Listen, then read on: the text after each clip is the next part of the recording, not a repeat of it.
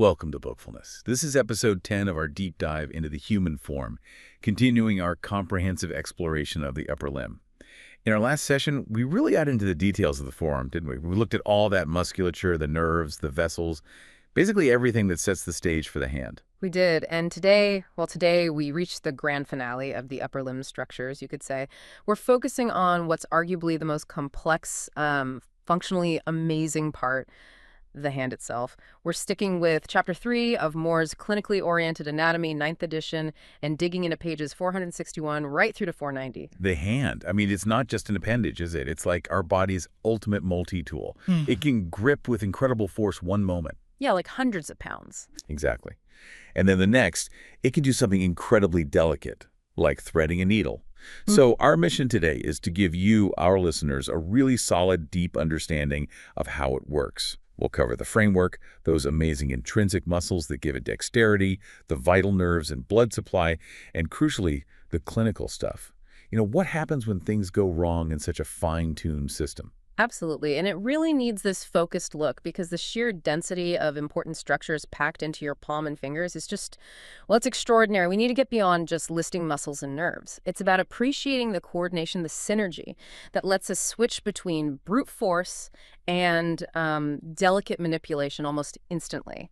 Understanding this anatomy is fundamental. It's the absolute key to figuring out what's happening functionally when someone has an injury, whether it's a simple cut or something complex like nerve compression. Okay, let's start with what the hand actually does. It's easy to take it for granted, but Moore outlines several distinct types of grips and movements. Figure 3.75 shows these really well. It's not just about opening and closing, is it? Not at all. The hand's genius lies in its adaptability, how it shapes itself to objects. First up, we have the power grip, sometimes called the palm grasp. This is all about forcible movements. Think about the fingers closing strongly against the palm, like gripping a hammer or, holding onto a subway pole. Right. And that's not just the big muscles from the forearm pulling, is it? There's more going on in the hand itself. This synergy idea seems key. Oh, absolutely critical. Power grip is a team effort. You've got the long digital flexors, FDS and FDP, coming down from the forearm, providing the main closing force. That's part one. Part two involves the intrinsic palm muscles, the interossei and lumbricals. They stabilize the knuckles, the MP joints, so the fingers don't just buckle under the force. But the real, maybe unexpected player here, the wrist extensors, they act as synergists, basically locking the wrist in place. Why is extending the wrist, or cocking it back, so important for grip strength? That seems a bit counterintuitive. It does, but it's all about muscle physics, specifically the length-tension relationship. If you let your wrist flex forward while gripping, the long flexor tendons go slack. They become too short to generate good force. By keeping the wrist slightly extended, using those extensors, you keep the long flexor muscles at their optimal length. That's where they can pull the hardest. Just try it. Try squeezing something hard with your wrist bent way down. Yeah. You feel the difference immediately. Much weaker. Okay, so that directly connects our forearm discussion to hand function. Essential link. Precisely. Then moving on, there's the hook grip. This is less about brute force against the palm and more about sustained tension. Think carrying a heavy bag or a briefcase. Your fingers act like hooks. It relies heavily on the endurance of those long flexors, and the thumb isn't really involved much. Okay, so power, then hook. Now we shift gears towards the finer stuff. Exactly. Precision handling. This is where the intrinsic hand muscles really shine. We're talking about fine, highly controlled movements and forces. Things like picking up a small bead, using tweezers, or maybe adjusting a tiny screw. It needs incredibly subtle adjustments, relying a lot on the lumbricals and interossei working together perfectly. And bridging the gap between power and precision is pinching. Yes, pinching involves compressing something between the thumb and usually the index finger, though it can be other fingers too. You've got different types like pulp to pulp for holding a coin flat, tip to tip for something tiny like a pin, and lateral pinch, the key pinch, like holding a key to turn it.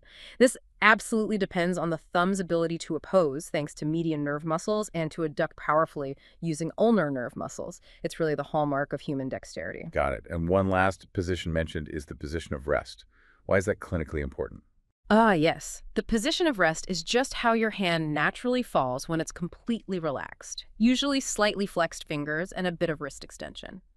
Clinically, it's super important for immobilization. If you need to put a hand in a cast or splint, this position of function is often used because it minimizes tension on ligaments and tendons, putting the joints in a stable, balanced state for healing.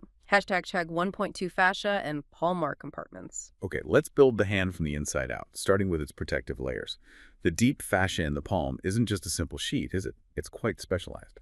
Highly specialized, and this fascial architecture is key to the hand's resilience, but also, paradoxically, its vulnerability to certain problems, like infection spread.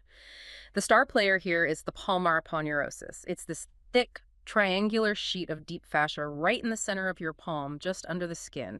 It's incredibly tough. What's its main job? Protection. Protection is huge, yes. It shields the nerves, vessels, and long flexor tendons running underneath. But it also acts as an anchor point for the skin. Ah, so that's why the skin on your palm doesn't slide around when you grip things tightly. Exactly. It anchors the skin firmly. And extending out from this central structure, we have the fibrous digital sheaths. Think of these as strong tunnels running along the front of your fingers. They wrap around the long flexor tendons, FDS and FDP. What do they do? Keep the tendons in place. Precisely. They act like pulleys, holding the tendons snug against the bones, the phalanges. Without these sheaths, when you bend your finger, the tendons would lift away from the bone. It's called bowstringing. And that would make flexion really weak, I imagine. Dramatically weaker. It ruins the mechanical advantage. Now, this fascial system doesn't just cover things, it divides the palm. If you look at a cross-section like in figure 3.77, you see these walls, or septa, extending down from the palmar aponeurosis to the bones. These septa divide the palm into 5 distinct fascial compartments. There are 5 compartments. What are they and what's in them? All right, let's tick them off. First, laterally, on the thumb side, you have the thenar compartment. It contains the thenar muscles, the ones controlling the thumb, that fleshy bulge at the base of your thumb. That's mostly this compartment. Second, medially, on the little finger side, is the hypothenar compartment. It houses the hypothenar muscles for the little finger, forming that smaller, fleshy mound. Thenar and hypothenar. Got it. What else? Third, tucked away deep in the center, is the adductor compartment. This one's simple. It just contains the adductor pollicis muscle, a big muscle for thumb adduction we'll get to. Fourth is the central compartment.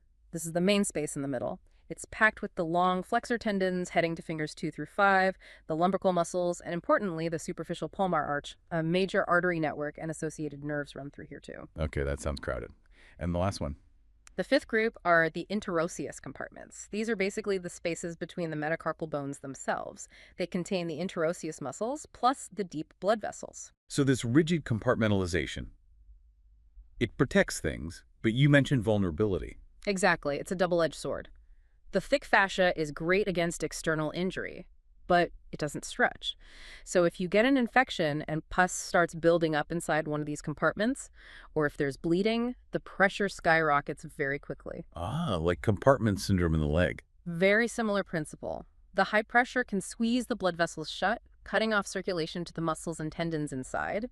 That can lead to tissue death or necrosis. Which explains why sometimes urgent surgery is needed to drain these spaces. Precisely. We'll definitely come back to how infections exploit these compartments later. Hashtag 1.3 intrinsic muscles of the thenar and adductor compartments. Right, let's populate these compartments with the intrinsic muscles.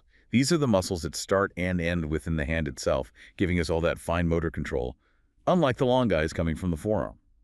We'll start with the thumb side, the thenar muscles in the thenar compartment. Yes, the thenar group. These 3 muscles are primarily responsible for the thumb's incredible mobility, especially that crucial movement of opposition. And, importantly, they're all supplied by the median nerve. Think of them as the precision team for the thumb. Table 3.14 summarizes them nicely. Okay, who are the players on this team? First, the most superficial one is the abductor pollicis brevis, or APB. Its main job is to abduct the thumb, move it away from the palm, kind of perpendicular to it. It's key for opening your hand to grab something. It also helps a bit with bending the thumb's first joint. Second, we have the flexor pollicis brevis, FPB. As the name suggests, it flexes the thumb primarily at the metacarpophalangeal joint, at that first big knuckle. It works with the long thumb flexor from the forearm. And third, deeper down, is the opponent's pollicis, OPOP. This one is the real star for opposition. What exactly does opposition involve anatomically? It's more than just touching the thumb to the fingers, right? It is. The opponent's pollicis pulls the thumb's metacarpal bone forward, away from the palm, but crucially, it also rotates it medially towards the fingers. This rotation is what allows the pad of your thumb to face the pads of your other fingers squarely. Figure 3.78 shows this action. Ah, okay. That rotation is key. So, thinking clinically, with carpal tunnel syndrome compressing the median nerve, we often see wasting of these thenar muscles, the APAN look. What's the immediate functional loss if the opponent's pollicis stops working? It's devastating for fine motor skills. Without the opponents, the thumb loses that ability to rotate and face the fingers properly. It tends to get pulled back into the plane of the palm by the unopposed extensor muscles. This makes true precision handling, like buttoning a shirt, picking up a coin, using tools basically impossible. You lose that functional pinch. Okay, so that's the median nerve's domain for the thumb, but there's another big thumb muscle housed in its own compartment, the adductor pollicis. This one sounds like it's about power. It absolutely is. The adductor pollicis is a powerful muscle, often described as having two heads, an oblique head and a transverse head. They converge to insert on the thumb. Its main job is powerful flexion, pulling the thumb strongly back towards the palm, squeezing it against the index finger or the side of the hand. Think about gripping something tightly or using that key pinch we mentioned. This muscle provides the clamping force. And nerve supply. Is this median too?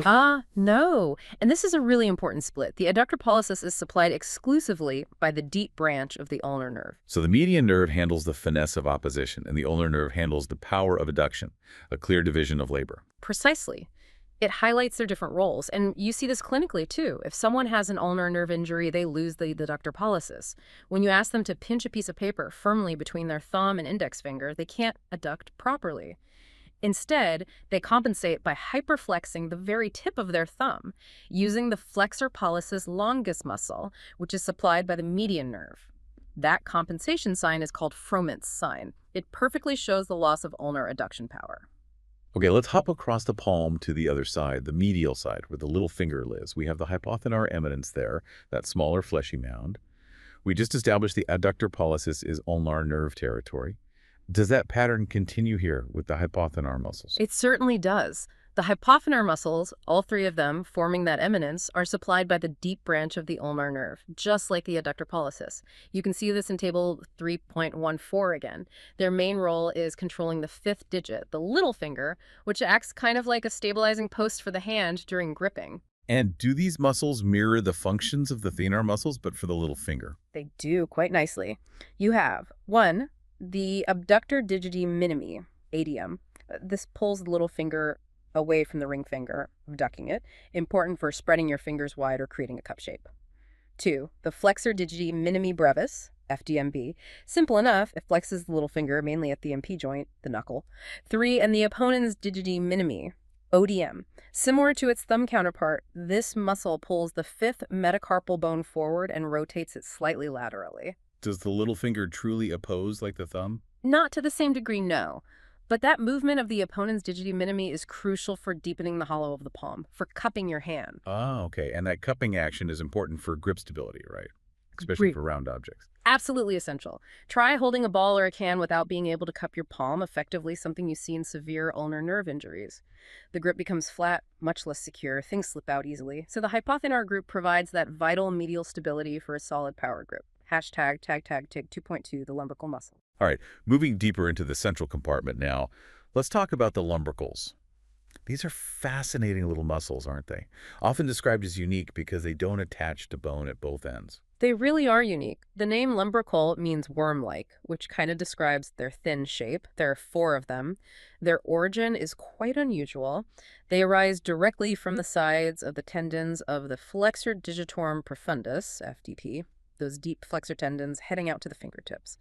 From there, they run towards the fingers, pass on the radial thumb side of the MP joints, and then insert into the extensor mechanism, the extensor expansion on the back of each finger. So originating from a flexor tendon, but inserting into the extensor mechanism, that sounds complicated. What's their main action? People talk about the Z movement. Yes, the Z movement, or sometimes the writing posture. Because of their unique path, they do 2 things simultaneously. They flex the fingers at the metacarpophalangeal, MP, joints the main knuckles, and at the same time, they extend the fingers at the interphalangeal, IP joints, both the middle, PIP, and end, the IP joints. They do this by pulling on that extensor expansion on the back. Okay, flexing the knuckles while straightening the fingers.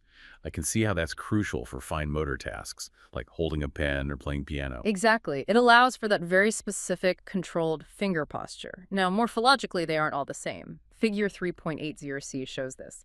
The first and second lumbricals, going to the index and middle fingers, are typically unipennate, their muscle fibers attached to one side of their tendon.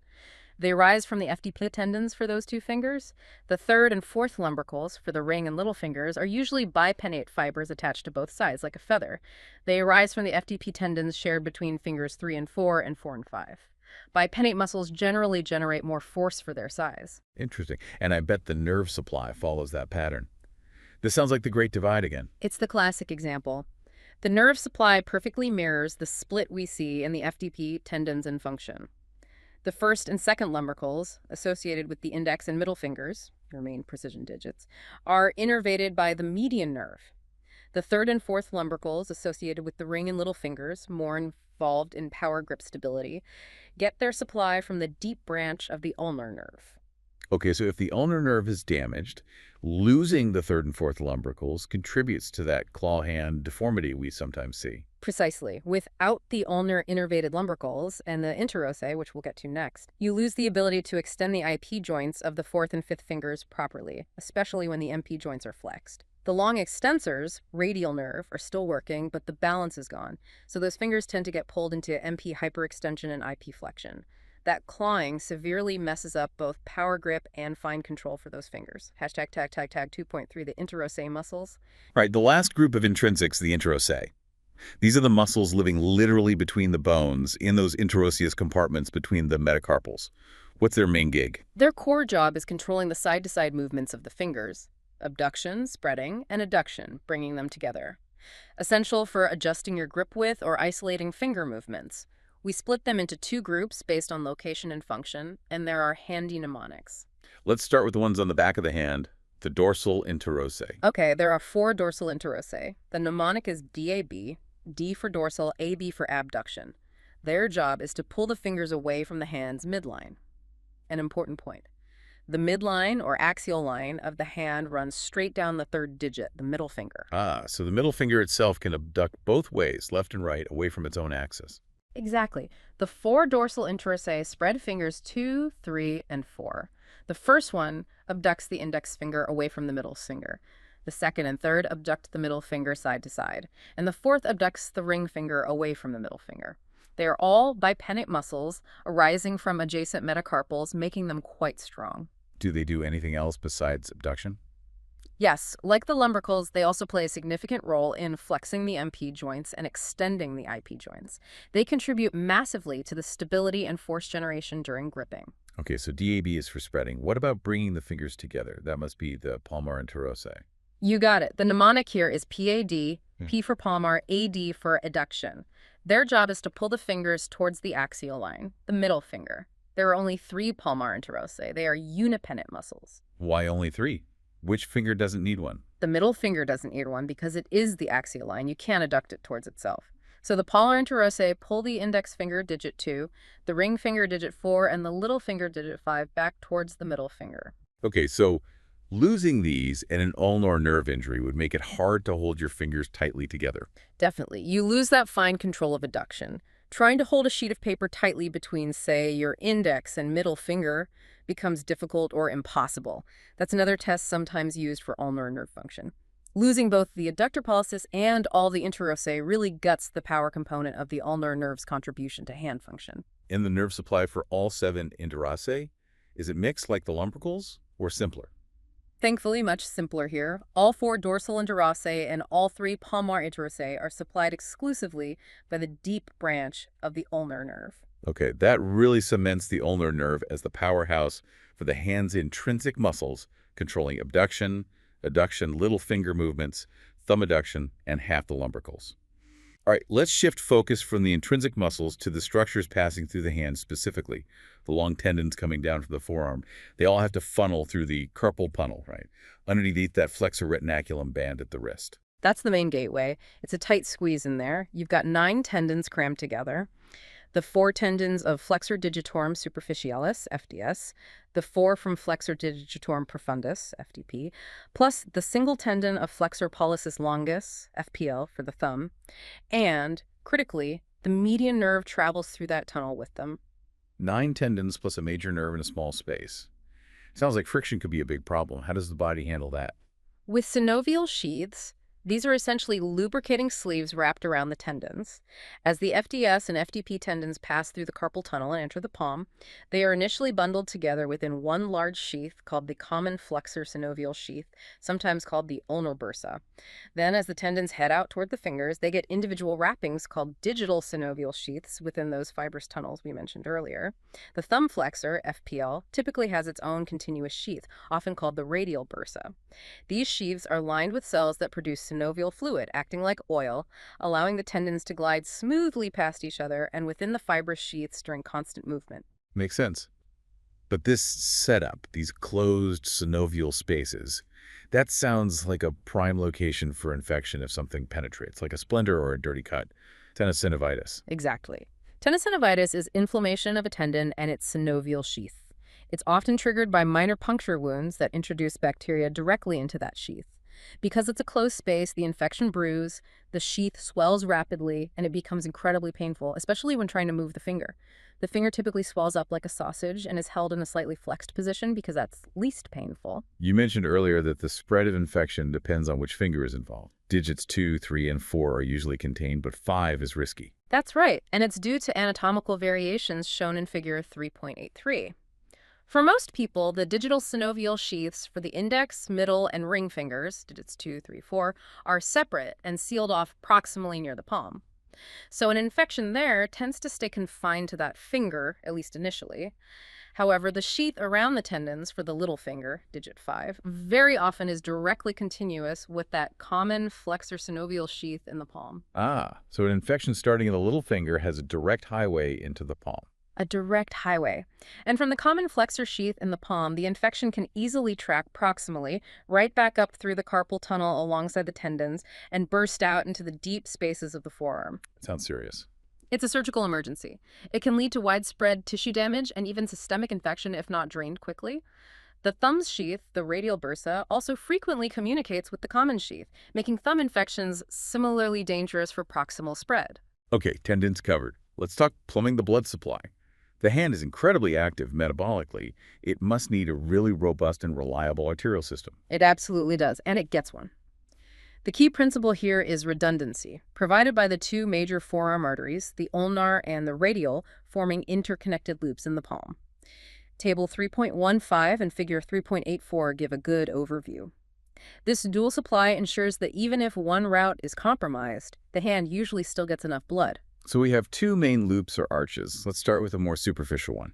That's the superficial palmar arch. As the name suggests, it lies relatively close to the surface in the central compartment, just underneath the palmar aponeurosis, but on top of the long flexor tendons.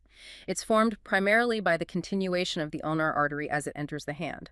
Usually, the ulnar artery provides most of the blood flow to this arch. It's typically completed on the radial side by a smaller branch from the radial artery.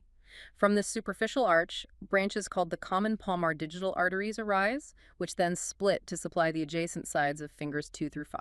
Okay, so ulnar artery dominant lies superficial.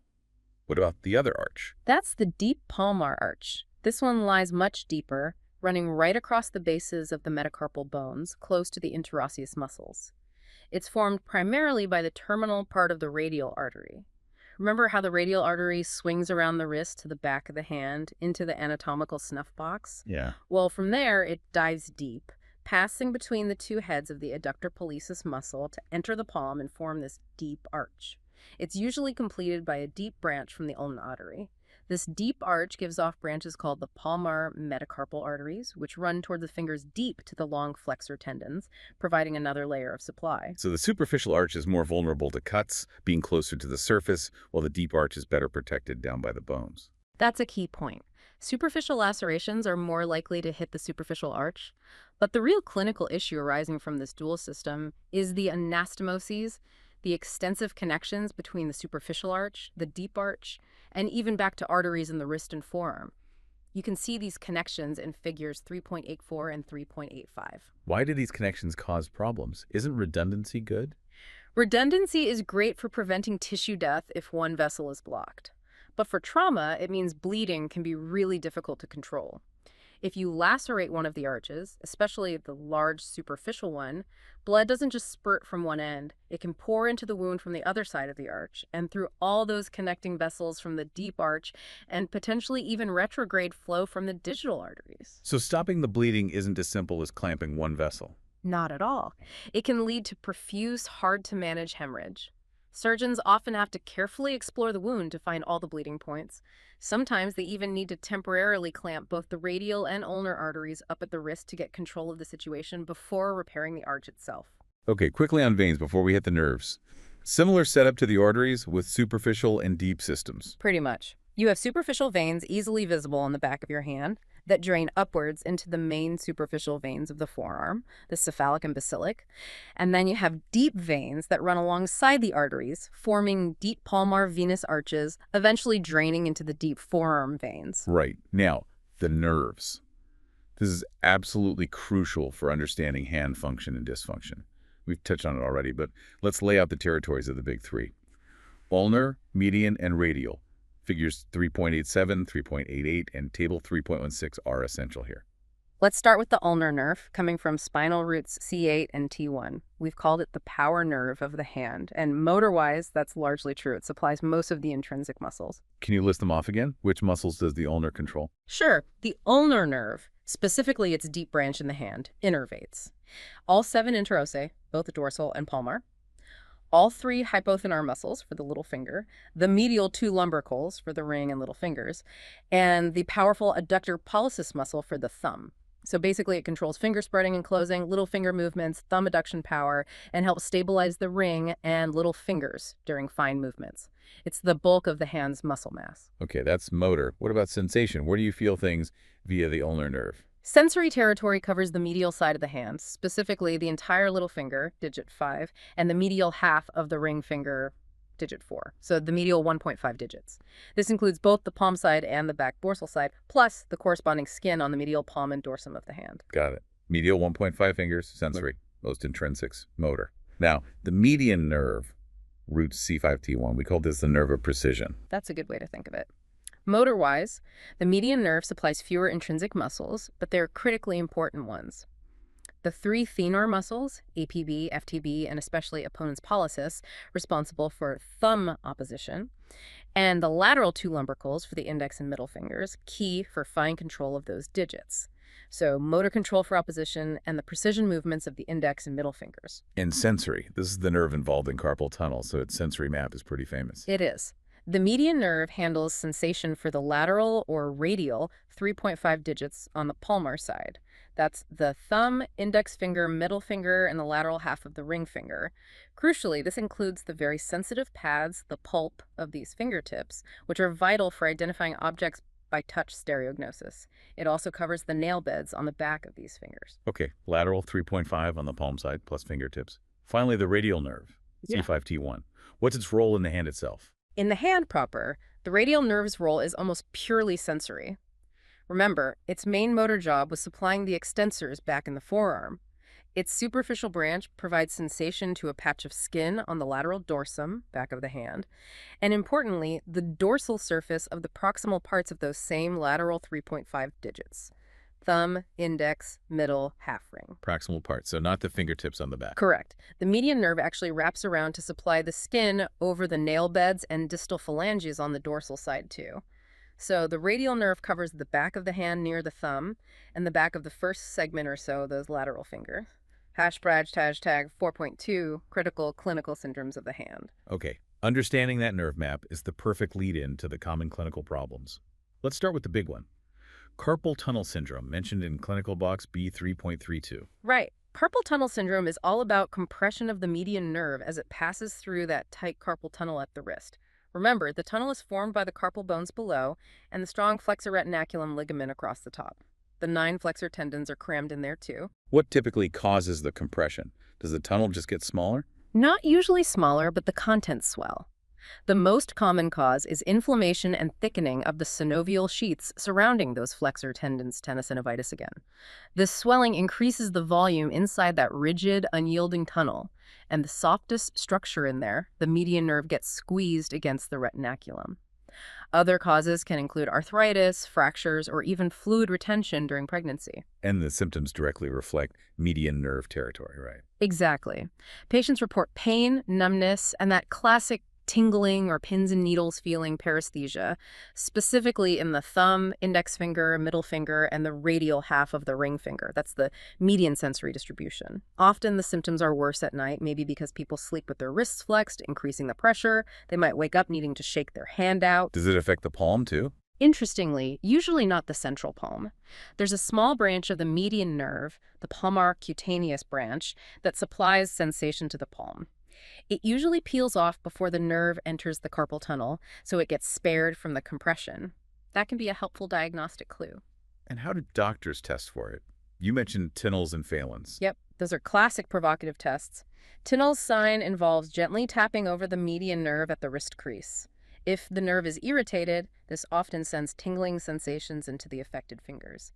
Phelan's test involves having the patient hold their wrists in a fully flexed position for about a minute. This posture increases pressure in the tunnel, and if positive, it will reproduce their numbness and tingling symptoms. If things like splints or injections don't work, what's the surgical fix? The definitive treatment is carpal tunnel release. Surgically, the surgeon makes an incision and cuts through the flexor retinaculum, also called the transverse carpal ligament. This essentially opens the roof of the tunnel, relieving the pressure on the median nerve. It's usually very effective, especially if done before permanent nerve damage occurs. Okay, moving from nerve compression to a problem with the fascia itself. Dupuytren contracture, covered in box B3.3a. What's going on here? Dupuytren's is a disease of the palmar aponeurosis, that tough central fascial sheet. What happens is a progressive process of fibrosis. The normal collagen fibers in the fascia start to thicken, shorten, and become disordered. It's like scar tissue forming where it shouldn't. And this affects the fingers. Yes. This abnormal fibrous tissue forms nodules under the skin, which you can often feel, and eventually thick cords that run from the palm out towards the fingers, typically the ring and little fingers, fourth and fifth most commonly. As these cords mature and shorten, they physically pull the affected fingers down into a bent position, a contracture. The fingers get stuck in flexion at the MP, knuckle, and often the PIP, middle joints. And the person can't straighten them out. No, it's a fixed contracture. They lose the ability to lay their hand flat on a table, put on gloves easily, or grasp large objects. It's typically painless, but progressively disabling. It's more common in men, usually over 50, often has a genetic link, and frequently affects both hands, though maybe not to the same degree. Treatment often involves trying to break down or surgically remove the fibrotic cords to release the fingers. Fascinating, and quite different from nerve issues. Lastly, let's revisit hand infections and fascial spaces. We know pus can build up. Right. And because those fascial compartments are so rigid, the pressure builds quickly. One interesting point is where the swelling shows up. You said earlier that even if the infection is deep in the palm, the swelling might be most obvious on the back of the hand. Why is that? It's because the palmar fascia is so thick and tough, it resists swelling, pushing outwards towards the palm surface. But the skin and fascia on the dorsum, back of the hand, are much thinner and looser. So the inflammatory fluid and pressure from a deep palmar infection tend to take the path of least resistance and bulge upwards onto the dorsum. Seeing a massively swollen back of the hand doesn't mean the infection started there. It often points to a deeper problem in the palm. And the real danger is still spread up the arm. Absolutely, especially infections starting in the little finger or thumb sheaths or involving the mid-palmar space, central compartment. That pus can track right through the carpal tunnel, following the flexor tendons into the forearm. Once it's in the forearm, it can spread rapidly within the fascial planes there, leading to a major, potentially limb-threatening infection requiring urgent surgical drainage and heavy-duty antibiotics. Hashtag 4.3 surface anatomy of the hand. Right. Okay. To bring this all back to what we can actually see and feel on a living hand, let's touch on some key surface anatomy landmarks. Figures 3.89, 3.90, 3.91 are good references. Sure. First off, the obvious fleshy mounds. You have the thenar eminence on the thumb side, formed by those thenar muscles, and the hypothenar eminence on the little finger side, from the hypothenar group. Just looking at the bulk, the size of these eminences can give clues. Significant wasting or atrophy of the thenar eminence is a classic visual sign of long-standing median nerve problems like severe carpal tunnel. What about the creases on the wrist? Are they reliable landmarks? They're useful guides. The wrist creases, those transverse lines, give you a general idea of where the wrist joint is. The most proximal crease is a decent approximation for the upper edge of the flexor retinaculum, the roof of the carpal tunnel. Can we feel the tendons easily? Oh yeah. On the front of the wrist, if you make a fist and flex your wrist slightly against resistance, you can usually see and feel the prominent tendons of flexor carpi radialis, more lateral, and flexor carpi ulnaris, more medial. Palmaris longus, if present, would be right in the middle. On the back of the wrist, if you extend your fingers and wrist, you can see the extensor tendons popping up as they cross towards the fingers, held down by the extensor retinaculum. Knowing which tendon is which is vital if repairing cuts back there. And finally, finding pulses. We know the main spot for the radial pulse. Right. The standard spot is on the thumb side of the front of the wrist, just lateral to the flexor carpi radialis tendon. That's the radial artery. But another important place to feel the radial artery is in the anatomical snuff box on the back of the wrist. The snuff box. That depression near the thumb base. Exactly. It's a triangular hollow formed between the tendons of the thumb extensors, specifically extensor pollicis longus medially, and extensor pollicis brevis, and abductor pollicis longus laterally. The radial artery runs right across the floor of the snuff box just before it dives deep to form the deep palmar arch. Feeling the pulse here confirms the artery is patent further downstream and is sometimes used to assess circulation before procedures like radial artery harvesting. #tag outro. So that brings us through quite a journey, really unpacking the intricate anatomy of the hand.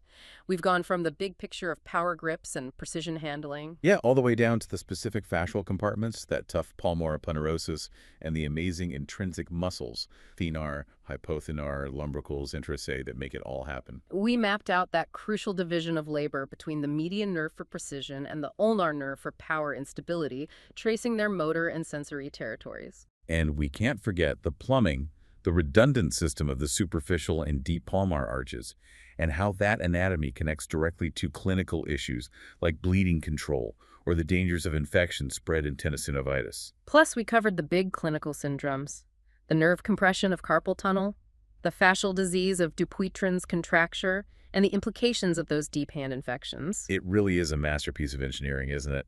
Now, in our next deep dive, our final one focusing on the upper limb, we're going to step back and look at how all these segments connect and move together. We'll examine the whole chain of joints, from where the limb attaches at the sternoclavicular joint, right down to the tiny joints in the fingers that allow for such dexterity. But before we wrap up, let's leave you with something to mull over, tying together that functional nerve segmentation we discussed. Consider this. If you had to suffer complete paralysis of either the median nerve or the ulnar nerve in your dominant hand, which loss do you think would more fundamentally disrupt your daily interaction with the world? Would it be losing the median nerve's precision control, opposition, and sensation in those key fingers? Or losing the ulnar nerve's power grip stability, the intrinsic muscle bulk, and side-to-side finger control? Think about why that difference, stemming all the way back to how the brachial plexus is organized, highlights the incredible functional design of the hand. Which deficit would hit harder and why? It's something to definitely ponder. Thanks for listening to Bookfulness.